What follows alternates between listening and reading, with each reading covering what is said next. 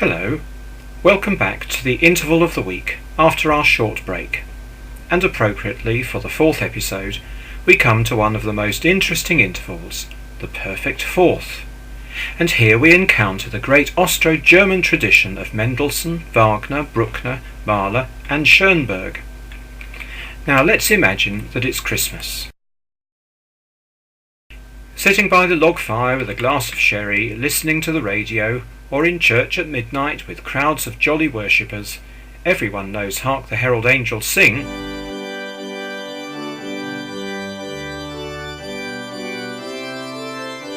But did you know the original words went like this? Vaterland, in deinen Gauen brach der goldene Tag einst an, Deutschland deiner Völker sahen seinen Schimmer niedertauern, Gutenberg der deutsche Mann zündete die Fackel an. Nothing about angels there. My German is a little bit rusty, but basically it's about the golden day breaking all over Germany when from among the German folk comes forth Gutenberg, the inventor of the printing press. It's from a cantata by Mendelssohn, known as Festival Singing at the opening of the first day of the fourth centenary of the invention of printing, or in German, Festgesang zur Eröffnung der am ersten Tage der vierten Säkularfeier der Erfindung der Buchdruckerkunst, usually shortened to the Festgesang. And it all begins with a perfect fourth. You don't often think of Mendelssohn writing music about the fatherland and the German folk. It's more the speciality of Wagner, and where better than to find some surging perfect fourths than the Flying Dutchman or the Ride of the Valkyries.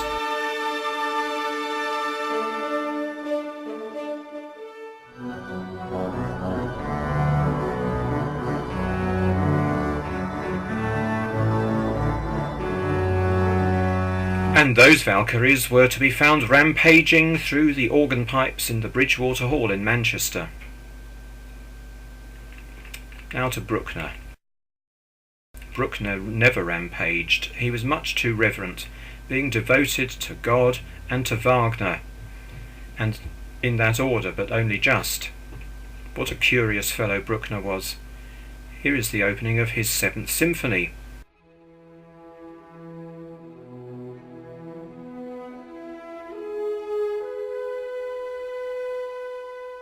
A descending fourth and an ascending fourth. Now the upward perfect fourth may suggest Flying Dutchman or Riding Valkyries, but for Handel it represented assurance.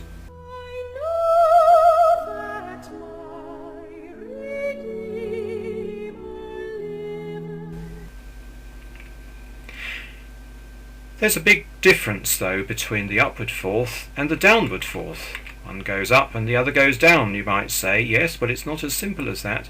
Going up, it's full of energy and assurance. Coming down, it's full of mystery.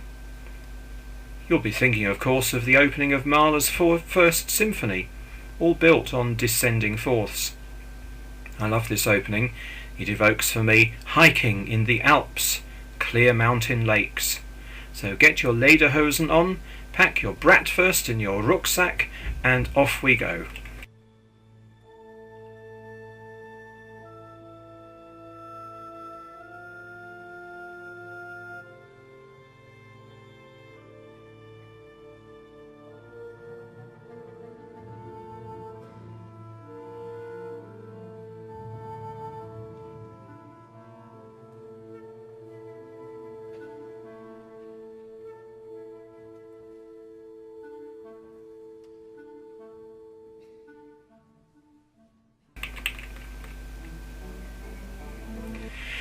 And with that opening of descending fourths, let's take a little detour to Benjamin Britten, as it's his centenary year, and his hymn to St. Cecilia. Notice how Britten uses the same pattern of descending fourths as Mahler.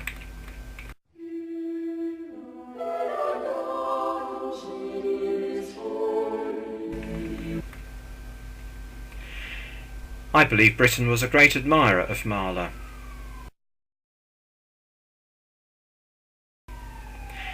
Take me back to Vienna, as the old song goes, and there we meet Arnold Schoenberg and his First Chamber Symphony, which builds its opening theme on a series of rising fourths.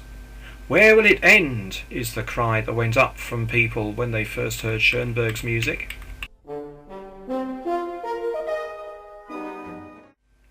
Well, it ended in Beverly Hills, where Schoenberg later settled and where he used to play tennis with George Gershwin. And so finally coming up to date, what about that little jingle that Intel uses for its Pentium processors? An ascending perfect fourth followed by a perfect fifth.